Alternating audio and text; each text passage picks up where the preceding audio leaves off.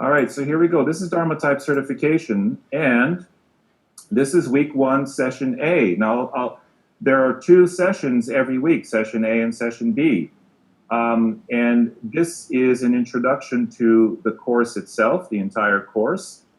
And we're going to start with where we are in medias res, and where we are in terms of our ancient forefathers and foremothers, our ancient foreparents, I guess you could say, is we're in the Kali Yuga, in an age that the fundamental issue in which is what I call the problem of space. And what I mean by that is, well, first of all, before I even talk about the problem of space, I want to define this word Kali Yuga. The word Kali is not the word Kali. Kali is the name of a goddess. The word Kali actually means quarrel, strife, striving, fighting. And Kali is the first sound in the word Kali is Ka. As you can see here in the Sanskrit alphabet, and if you can all see my arrow, it's on this row that is represented by the planet Mars. All of these sounds are very Martian sounds. K, K, G, G, Ng, and H. And now, we're not going to talk much about Sanskrit in this course, except when we get to the sacred sound and how to find a person's primordial sound. This is what Deepak Chopra calls it, and it's actually very easy to find in your horoscope. And this is one of the useful tools we'll be learning here. But in addition to the primordial sound, we'll be learning your money sound, your spiritual sound, and a few others. But that's the extent of Sanskrit. So I'm showing you this here not to scare you, but just to give you an idea of the scope and breadth of what's possible, and also to define this word Kali. So Kali there's that K sound, and it's a very Martian sound. And of course, languages that have these sounds in abundance, like Arabic and whatever Genghis Khan spoke, Genghis Khan, these are very Martian kind of sounds. So they create a Martian sort of consciousness in the person speaking them. Whereas by contrast, languages that have the ch and the ch and the j and the e and the e sound more prominent are ruled by Venus, as you can see here. And languages that emphasize those sounds, like Italian, ci vediamo Giovanni, right? They're more about Venusian things like art and love and passion. And sure, they can become aggressive, but it's usually over art and love and passion and food, right? So again, this word Kali is a word that has to do with strife. What are people fighting about? What people are fighting about is essentially space. And space has to do with the space outside of our bodies, but it's also the space inside of our bodies. And what we're going to attempt to do as Dharma practitioners is to help people find what in Sanskrit is called sukha, good space. Sukha, and I haven't written it down here, unfortunately, but the word sukha means happiness. And happiness is defined as having good space within your body. So physically, your gut is moving, your bowels are moving, your cells are operating, and they have room to assimilate nutrition and to communicate with other cells. So that's sukha in the body. Sukha outside of the body has to do with how you organize your home and so on. So here I'm defining all dis-ease is caused by the encroachment of one organism on the environment of another.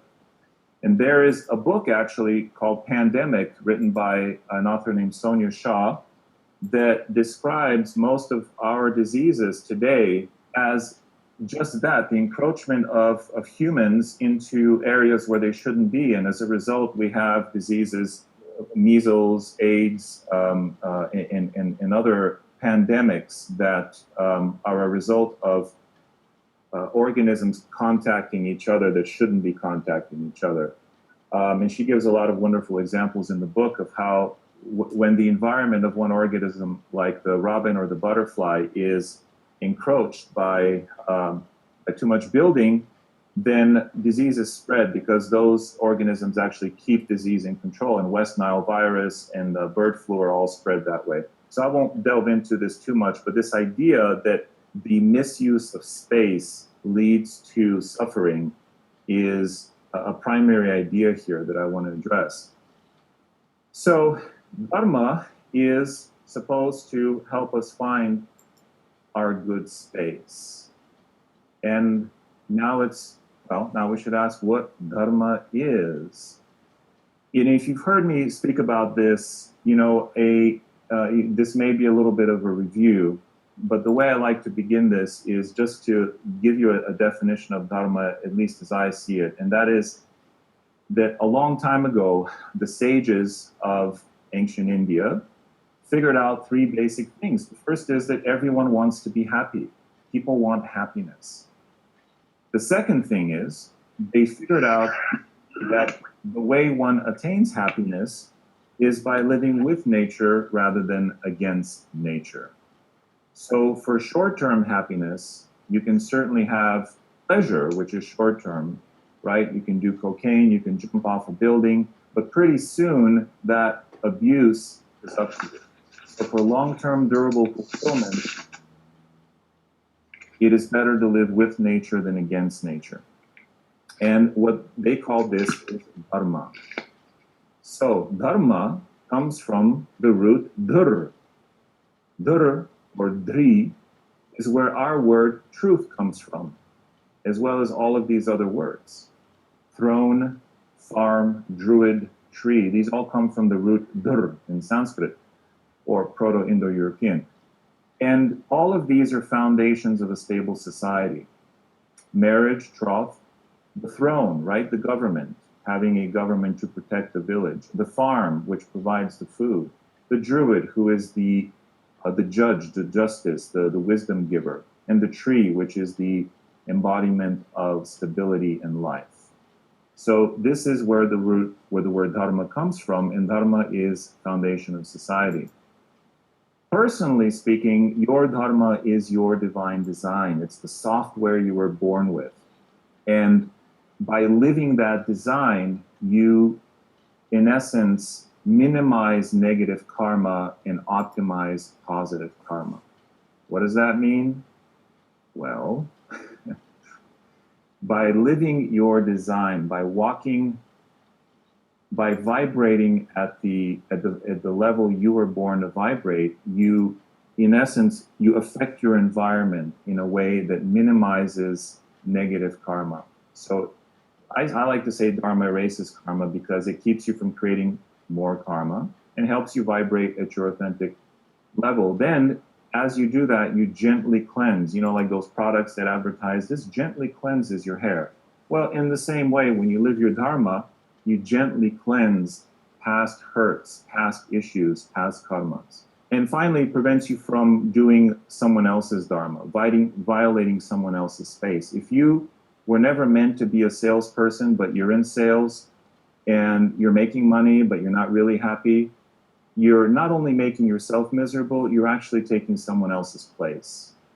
And this is one of the fundamental issues that I find when working with clients is there are many successful clients, or there are many successful people who are not living their dharma, and they are some of the most miserable in their current condition. And so they come with issues like, well, my marriage isn't working, or I need to lose 10 pounds, I'm gaining weight. But really, the fundamental crux is we peel the layers of the onion of the client or the friend or the family member, is that they're at a crisis in identity. They don't know who they are, and they don't know what the heck they're doing here on this planet. And when you find yourself in that situation, you not only feel miserable yourself, you're often taking someone else's dharma by taking their place in the world. So the final way the Dharma erases karma is because it aligns you with grace. And grace isn't something you can ask for or command, but you can put yourself in a place that invites it into your life. And here is the serenity prayer. And so fundamentally, what living your Dharma does is it helps you answer this serenity prayer, which says, God, give me the grace to accept with serenity what can't be changed. Give me the courage to change what needs to be changed and the wisdom to know the difference between the two. So this isn't light work that we're embarking on. This is, in my mind, the core fundamental work that everyone needs to do who is unhappy at some level. Let's look at what those levels are.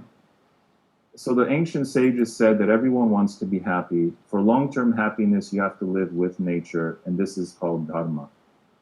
Living with nature takes on, there are actually 5 levels that we need to consider. The first of these is the physical. There is a physical dharma to the body.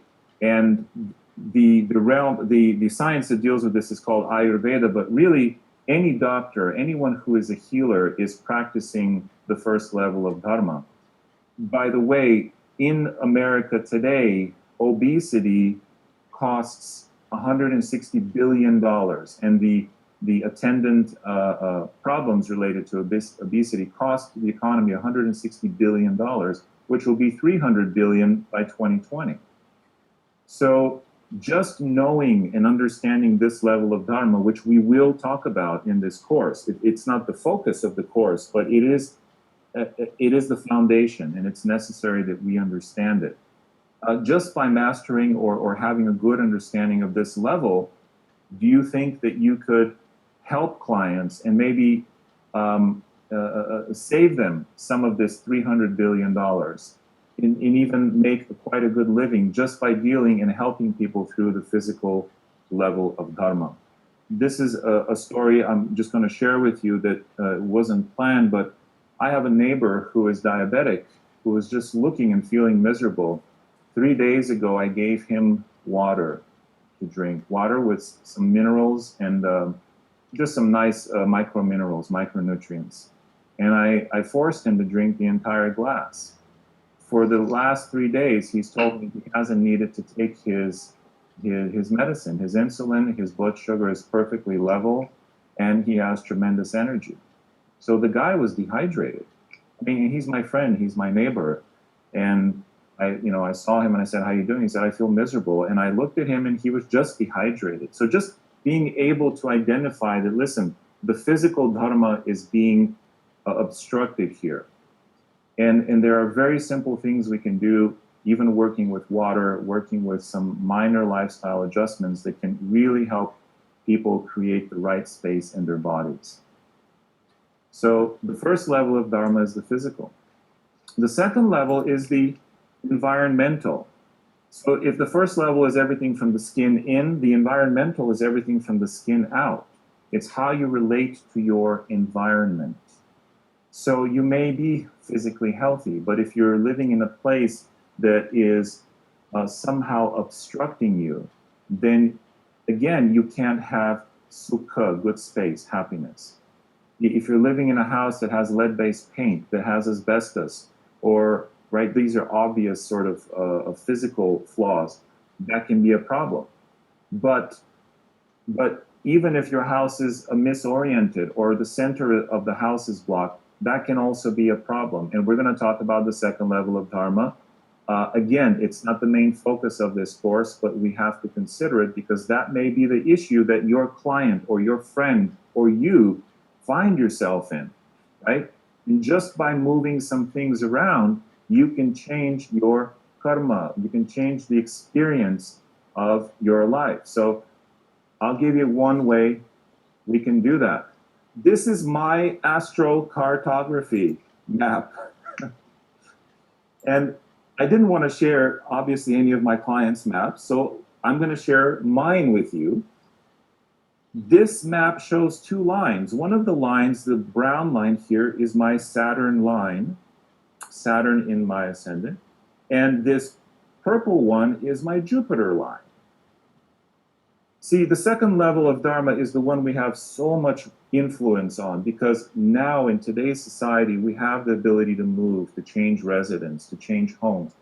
3,000 years ago, when people lived in small huts in villages, moving was out of the question, right? Even a 50-mile move was a huge deal. And so where you were born is where you live. So you live the horoscope that you got because you were born in a certain time and space. But I'm going to suggest to you that one of the ways that you can navigate your chart and your karma is by actually changing your horoscope.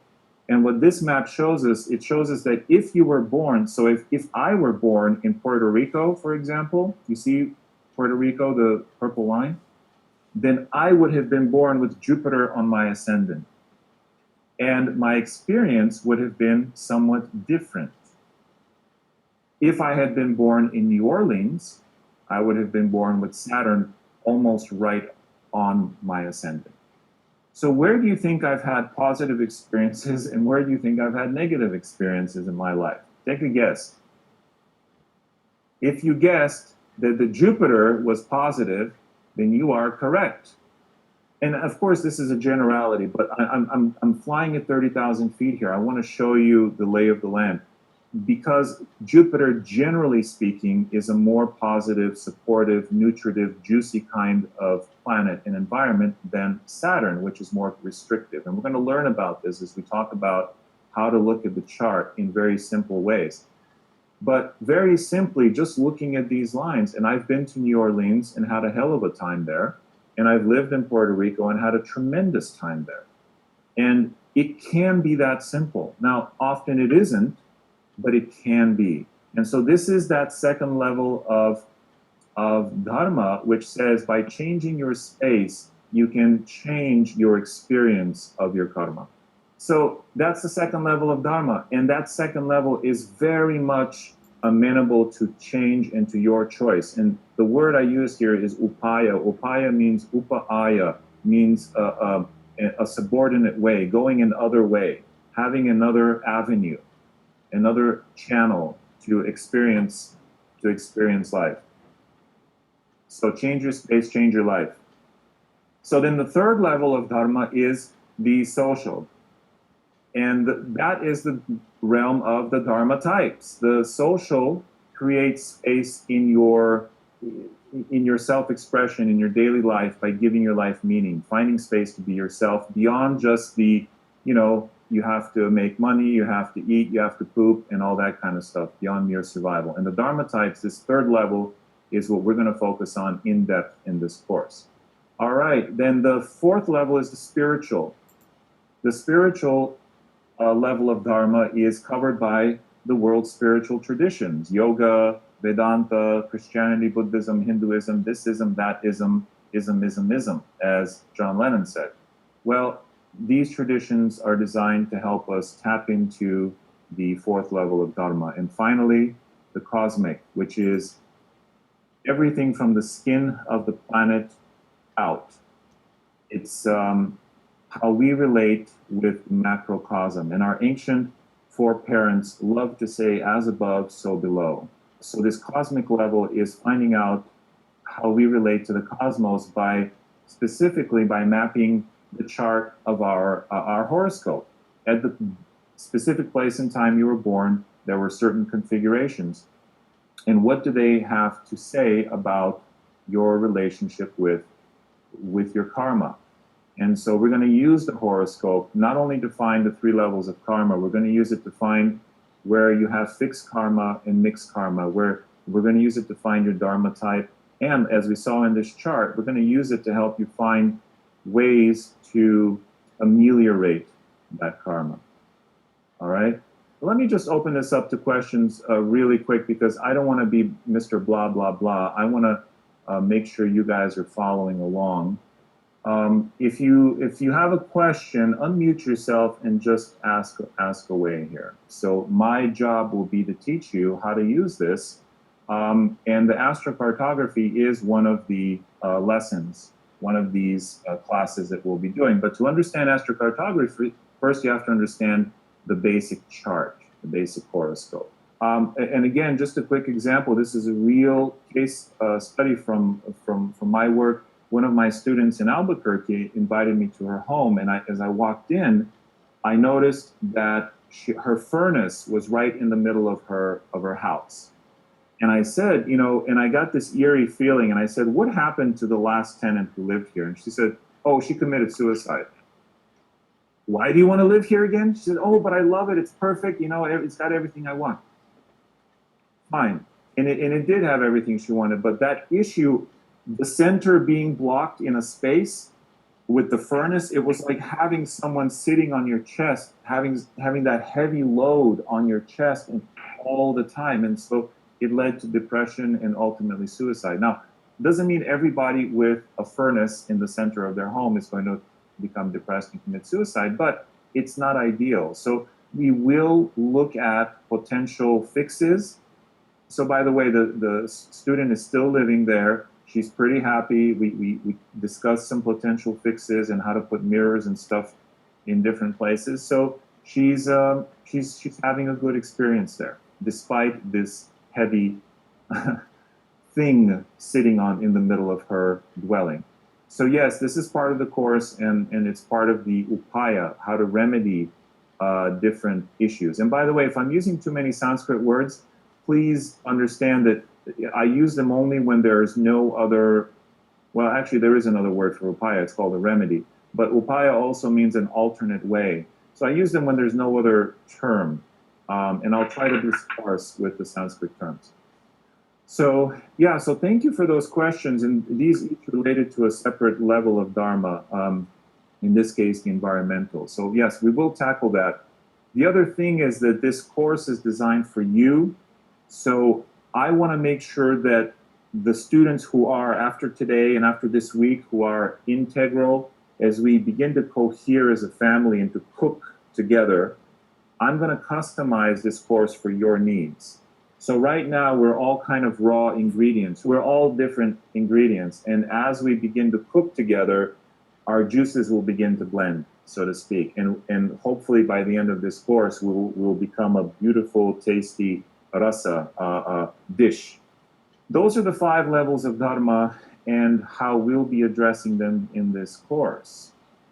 One of the things about why we need to even address the 5 levels is because the age we live in, Kali Yuga, has fundamentally mixed up these things. Again, here's 2 Sanskrit words, and please don't be afraid of these. This word, Shruti, means eternal law, like gravity. It doesn't matter if you live 20,000 years ago or 20,000 years into the future. Gravity is. It just is, and it works. It's an eternal law. And there are eternal sort of spiritual truths. There are eternal laws that relate to the level of the body, for example. Vata, Pitta, and Kapha, digestion, and the way the body works doesn't matter if you live in India or in Indiana. It is universal. Now, Smriti, this word Smriti, means a human-made law relative to a specific time and space. Smriti is something like the speed limit, right? So here, the speed limit might be 45 on this road, but that doesn't mean that's absolute. So the difference between Shruti, and Shru comes from the root Shru, which means to hear, that which is heard, and Smriti is the root which means that which is cogitated or remembered. It's from human thinking, is Smriti. Shruti is beyond human thinking, it's the word. In the beginning was the word. And with Shruti, you hear the word of God, of the divine. So here's some examples. How are women supposed to behave? Oh my God. Shruti says, women connect with your feminine archetypes as embodiments of nature. I'll talk about why this is the laborer type when we get to the Dharma types. Smriti says, oh, because nature bears the burdens, because nature takes everything we give to her, then, oh yeah, then women should obey. Or women should behave like this. These are human-made laws, not eternal laws. And again, in Sanskrit, we have 2 words that indicate a a wife. One word is bharya. Bharya means she who bears the burden. She who bears the burden of the husband. Another is patni, which means the fellow traveler. Well, which one do you think is Shruti and which one do you think is Smriti? Shruti is the patni, a woman as a traveler on this journey, versus she who bears the burden. As I said, one of the problems with the age we live in is that Shruti and Smriti are confused. And so we have laws coming down to us from religion, laws coming down politically that are not necessarily conducive to our happiness and to our living our dharma. And we're going to learn to get into dealing with Shruti versus Smriti. And in this age, it is said that Dharma lives on one leg. And here's poor Ganesh trying to get through this age, embodying this essence of Dharma living on one leg. In previous ages, Dharma has 4 legs, it's stable. But in the Kali Yuga, not the Kali Yuga, the Kali Yuga we live in, Dharma lives only on one leg. One of the ways that a Smriti, this human-made tradition has gone awry is that it's made what are essentially beautiful archetypes into oppressive political regimes. So these Dharma types, as I am presenting them, are non-hierarchical. If you're an educator, you're no better than a warrior, a laborer, or an outsider. If you're a merchant, you don't have any ascendancy over any of the other types. Like the fingers in your hand, the types are equal. They're not like this, vertical, hierarchical, they're like this. So that's the first change that I've made to this system because it just doesn't play out in this age. The second is that they're non-hereditary, and this is also pretty obvious in this age. Maybe at one time they were hereditary, but just because your mom and dad are a merchant type, it doesn't mean you're a merchant automatically. The best way to find your Dharma type is to look at your chart, your Vedic life map. Another wonderful way to find your type is to take the test. There's a free test on my site, the tests are in my book, that usually for 80 to 90% of the people pinpoints the Dharma type. Okay? But this idea of Smriti, this man-made, human-made law, says that the Dharma type should be hierarchical, that educators are better than warriors, and warriors are better than merchants, and merchants are better than, oh my God, laborers. Who'd want to be a laborer? So that's one way that we need to reinterpret Shruti and reinvent Smriti. And by the way, it's not just me who is saying this. The great saint, there was a great yogi who first brought all of this wisdom to the West, who said this. His name was Vivekananda. He said, we must reinterpret Shruti and reinvent Smriti. The standard reckoning of Kali Yuga is that it began in 3100 BC, more or less. And the specific event that marked the beginning of Kali Yuga was the death of Krishna. Krishna was shot by a hunter. And at the end of his life, when he chose to go, that was it. So that began Kali Yuga. Now, that's the normal reckoning. There are other people like Dr. David Frawley and his gurus and his tradition that say, we're no longer in Kali Yuga, we're actually transitioning into the next one. And that has merit, but the standard reckoning says that we'll be in Kali Yuga for quite some time, 432,000 years. So we're 5,000 years into it, and we've got a ways to go. So if you're waiting for Kali Yuga to end, so that everything will be perfect, you better freeze yourself in cryogenics and hope they have refrigerators 400,000 years from now, okay? No, the point is that there are great benefits to living in this age. And the benefits are that what you think doesn't matter. You can think bad thoughts, doesn't matter. You can even say bad things, doesn't matter. It's what you do that matters. It's your actions that have the most weight in this yuga, in this age. So So whereas in previous ages, perhaps even what Jesus taught, he said, as you think, even if you think about adultery, you have committed the crime. I would put it to you that thinking about it is not as nearly as important as actually doing it. And when you do your dharma, that's the most important thing, regardless of what you think about it. Okay? But we can forgive ourselves our little trespasses and focus on behavior. And knowing your dharma type and understanding dharma can help you align your behavior with your highest purpose and help your clients to do that as well. The idea is that you don't need any prerequisites. However, 3 months may not be enough in the sense that if you want to go deeper, certainly you won't learn how to be a full-fledged astrologer in 3 months. No, that's not what I'm promising here. However, you will know how to find the dharma type, how to identify obvious career choices in a chart, and the person's life cycle. And just based on that information, you can begin to create a pattern and a path for yourself and your client. One thing is, our goal is to deliver Shruti in a format people can understand. And that means giving it in a way that is understandable. Now, why do people listen? Why would people want to listen in the first place? Well, first of all, you are perceived as an authority. And I would like to put it to you that all of you who are listening have a level of authority that is already established. However, the goal of this course is to make you an authority on the Dharma types. Because folks, there's no one else doing this out there. It's just me, and I've written a couple of books.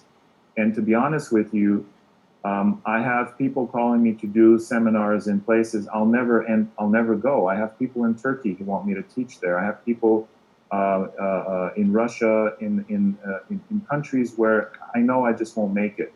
And yet this message has to be spread, in my opinion, because it just works. And those of you who have been with me as clients or students have seen this in action. So one reason people listen is because you are an authority on the subject. The second is they've invested in it. They've paid $100 or $50 or $500 to go to your lecture or to see you. And the third is, in my opinion, the most important, which is when you do this kind of work, people sense that you have tapped in to something that is ancient, sacred, and mysterious. And that in itself is alluring. So these three reasons are very important to understand when talking and dealing with clients. Now, here is what I call the keys to the kingdom: communicating for understanding and retention. Here's how we get across to a client.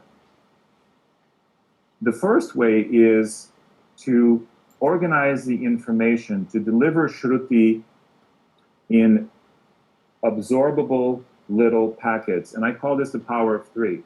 So when I'm talking, say, to a client and they're an outsider, let's say, I'll say, listen, there's three things to being an outsider. And immediately that creates a sense of, oh, okay, there's only three things? Well, now I can organize. Number one, I have cadres in which to put the information. So the first thing is that freedom is as important to you as air and water. Is that true? And they'll say, yes. Yes, all my life I've wanted to be free from the restrictions of blah, blah, blah, family, work, and so on. Number two, and so I'll go on and I'll say what those three things are. Part of our course is, and your homework actually after today will be to learn at least 5 things about each Dharma type. And these aren't just random things. These are core issues that speak to the heart of that person. For example, those of you who know Ayurveda, if I know that you're a Pitta, I can tell you 5 qualities of Pitta that will instantly get into the person's life. For example, Pitta is hot. And I can say, do you experience heat? Do your feet get hot when you go to bed? Are you feeling, do you have inflammation? That's heat, right? Inflammation in your body. Yes, definitely. Pitta is sharp. That's another quality of Pitta, right? Pitta is spreading. Pitta is oily. Pitta has a fleshy smell. All of these qualities, as I go into the client and describe them, are essential qualities of their physical constitution. In the same way, knowing at least 5 qualities of each Dharma type will help you get into the heart and speak to the heart of that patient. So I call this the power of 3. Now, why is that important? Because number 1, it helps you organize the information. When I taught Ayurveda, people thought they knew what Vata, Pitta, and Kapha was, and I would say, so what's Vata? And they'd say, well, it's airy, and they're always walking around and doing stuff, and right, there was no fixed definition. I said, listen, memorize these 5 qualities. Vata is cold, mobile, subtle, light, right? And by knowing those qualities, you can again guess a lot about.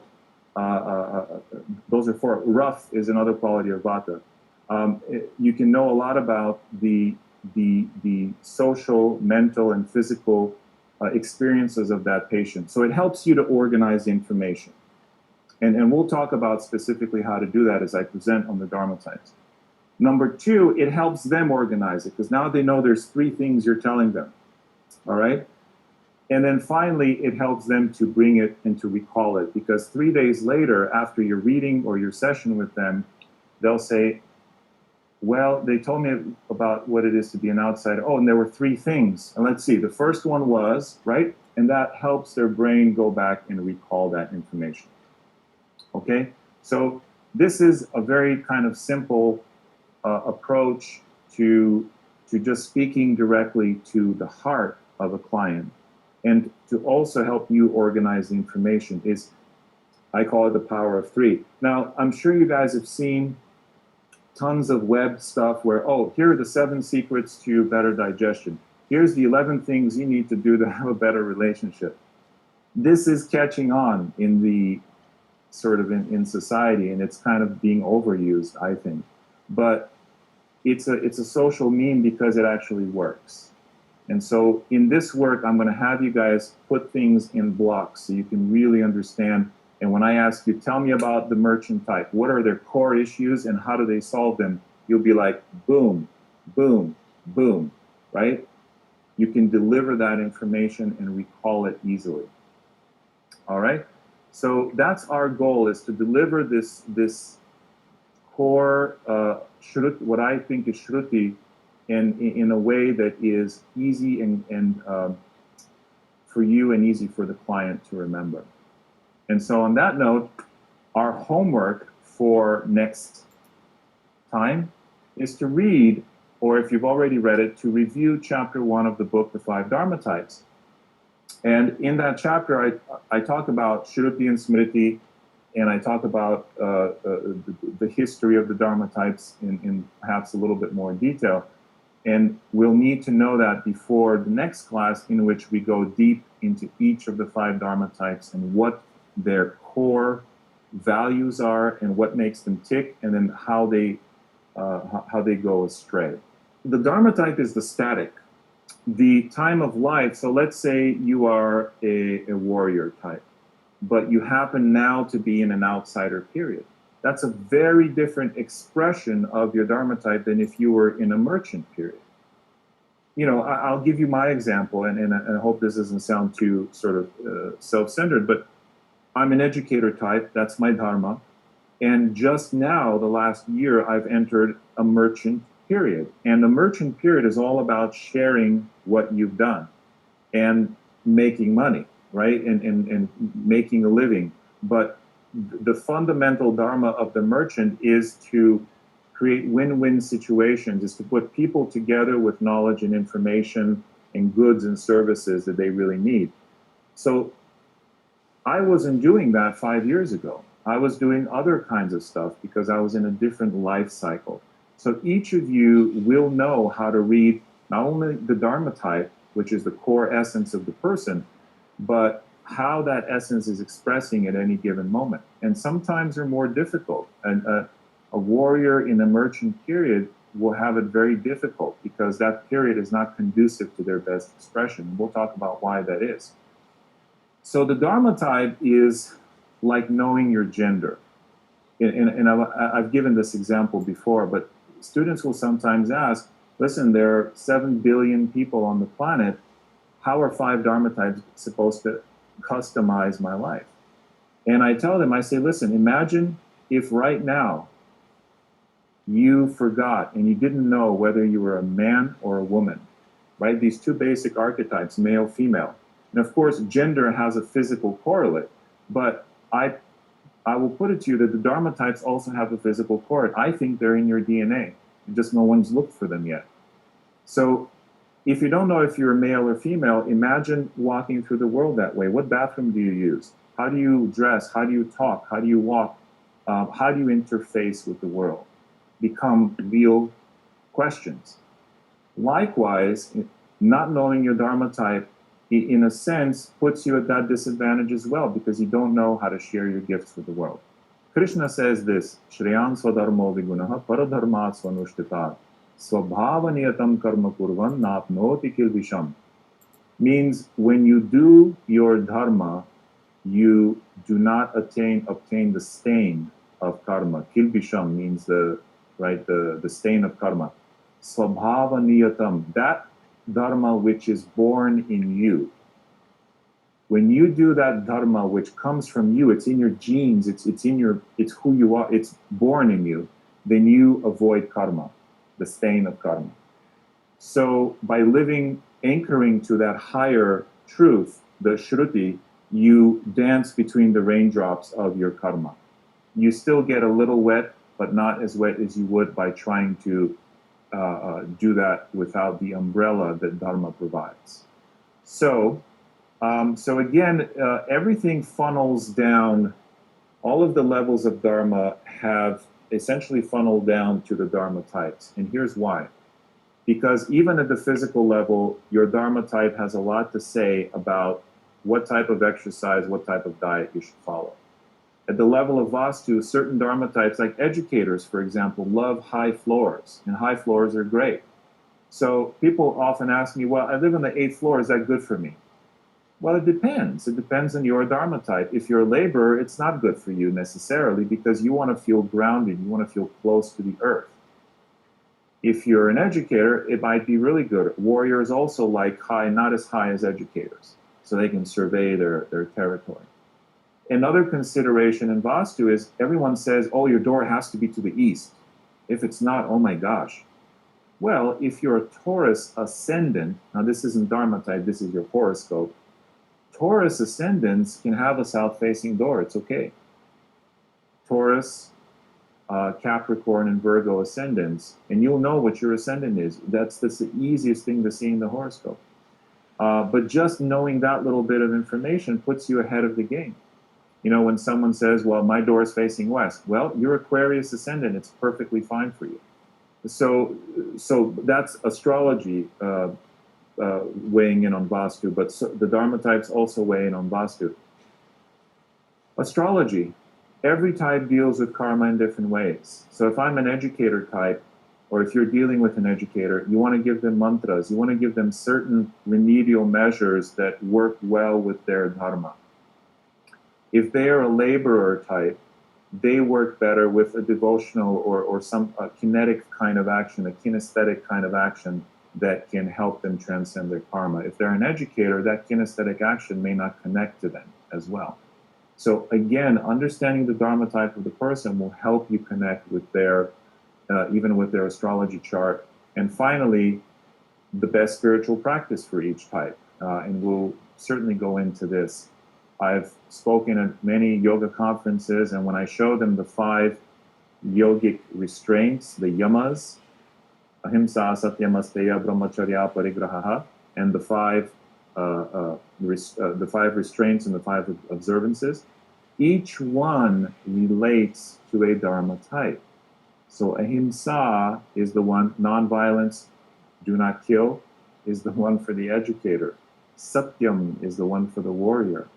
asteya for the merchant, brahmacharya for the laborer, and aparigraha for the outsider. And if you don't know what these words mean, don't worry. When we get to the spiritual practices appropriate for each type, I'll break these down.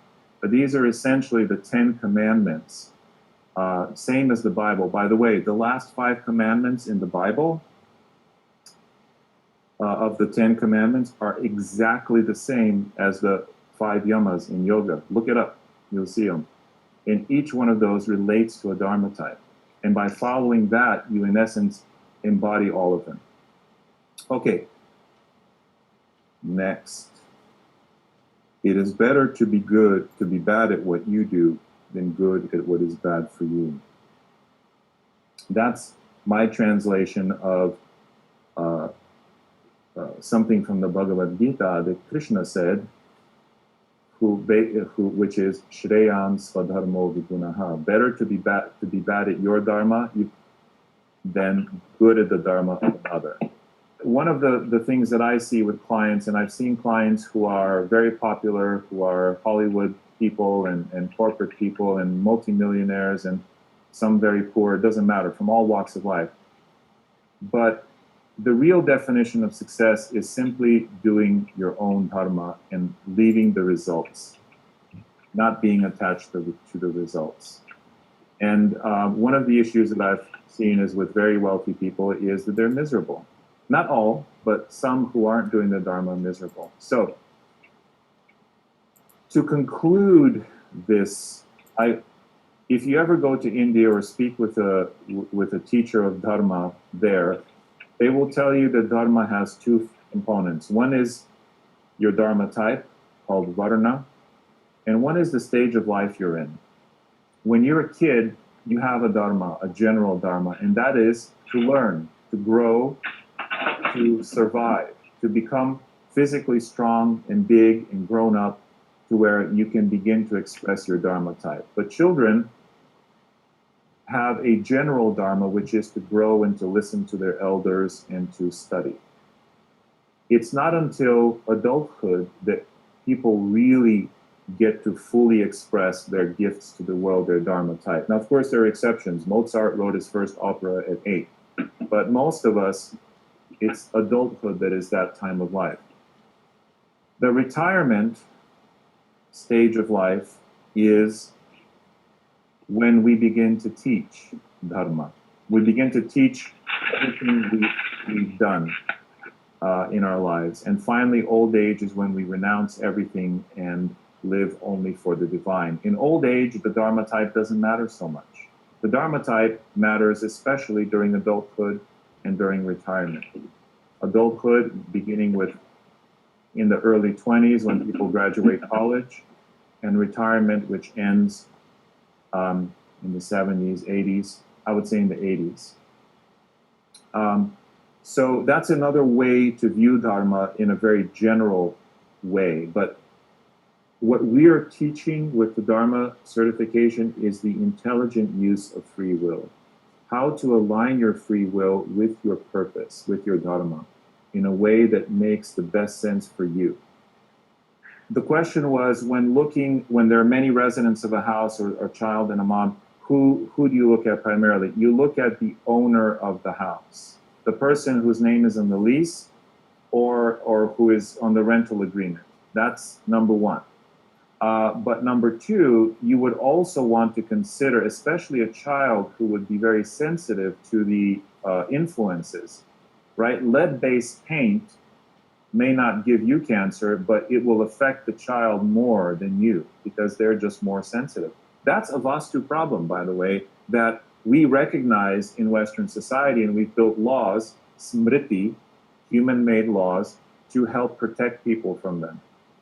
The Shruti says you shouldn't have any kind of toxic influence in the home, right? And the Smriti says, yes, but lead-based paint, asbestos, nuclear waste, right? We can't have those around.